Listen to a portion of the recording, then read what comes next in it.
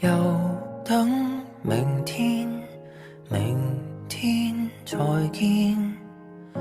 明天這麼遠，這樣令人想掛念。月色旁邊留一線，日後會寫上我們的詩。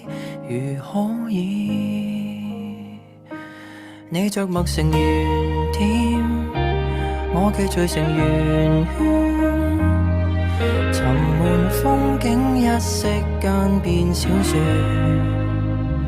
誰這刻的視線都只有蒙蒙春天，朦朧中只得你是光線。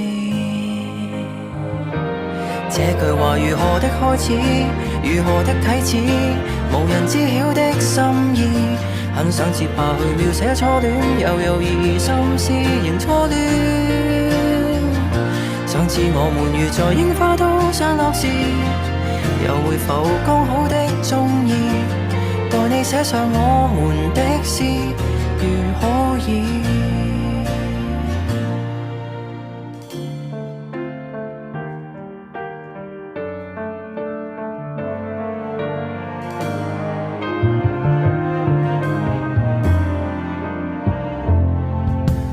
微小日子隨想而已，明天應該會再續這個小故事。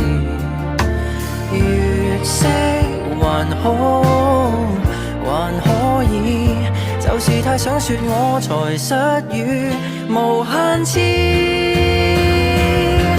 這句話如何的開始，如何的啟齒，無人知曉的心意。很想繼續去遊這花園，來來回編織成故事。想知我們如在櫻花都散落時，又會否剛好的中意？讓我寫上我們的詩，如可以。但是你不寫我的小故事，留下我不寫你的詩，以後遺憾沒有戀愛一次。